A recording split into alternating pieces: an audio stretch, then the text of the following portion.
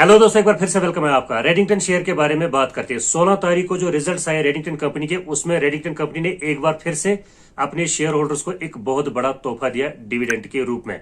2007 में Redington company share market में उतरी थी और 2007 से लेकर आज तक ये डिविडेंड सेकंड हाईएस्ट डिविडेंड है। इससे पहले कंपनी ने 2021 में पर इक्विटी शेयर पे ₹7.60 का डिविडेंड दिया था और ये डिविडेंड पर इक्विटी शेयर पे ₹7.20 का होगा। इसकी एक्स डेट 7 जुलाई 2023 की तय कर दी है। 7 जुलाई 2023 से पहले अगर आप कंपनी के शेयर्स खरीदते हो तो आप इस डिविडेंड के लिए एलिजिबल हो जाओगे। इस वक्त अगर आपको ये शेयर 164-165 के रेंज में मिल रहा तो आपके लिए वहां पर एक अच्छा फायदा हो सकता है। नहीं तो जो इस वक्त रेट चल रहा 169-170 के बीच में, तो ये भी एक अच्छा एंट्री पॉइंट में मान सकता हूं। वही अगर हम ऑल टाइम रिटर्न्स की बात करें दोस्तों, 2007 में शेयर मार्केट में कंपनी आई थी और 2007 से लेकर आज तक 1200% के रिटर्न्स कंपनी के शेयरों ने दिए। वही पिछले एक साल के दौरान 165% के रिटर्न्स।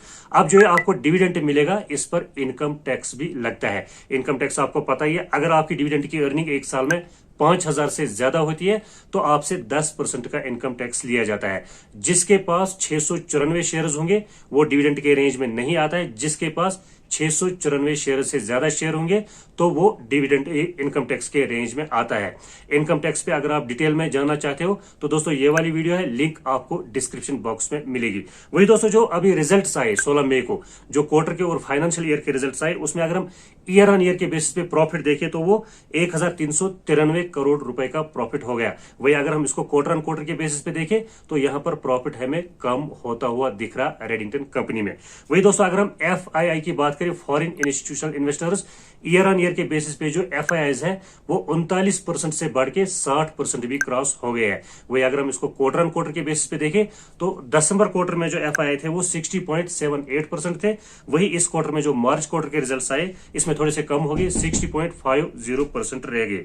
एक्सपर्ट्स की जो रेटिंग होती है दोस्तों शेयर को बाय करने की, वो यहाँ पर थोड़ी सी कम हो गई है। पहले जो एक्सपर्ट्स की रेटिंग होती थी शेयर को बाय करने की, वो यहाँ पर 86% मिल रही थी बाय रेटिंग। अब ये रेटिंग जो है 71% तक आ गई है।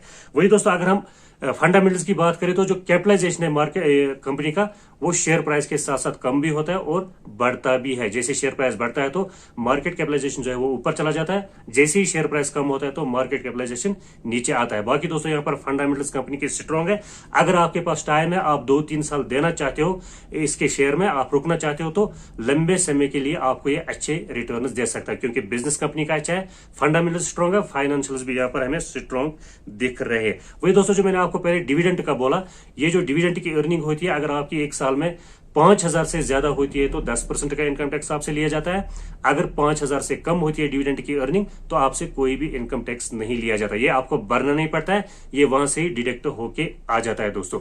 वही डिविडेंड का जो पैसा होता है आपके उस बैंक अकाउंट में आ जाता है जो आपका बैंक अकाउंट डीमेट अकाउंट के साथ लिंक है। दोस्तों अगर आप डिटेल से जानना चाहते हो FIIs क्या है तो ये वाली वीडियो है, लिंक इसकी मैं आपको डिस्क्रिप्शन में दे दूंगा। इस वीडियो को लाइक जरूर से कीजिए और अगर आप चैनल पे नए हो तो सब्सक्राइब कीजिए।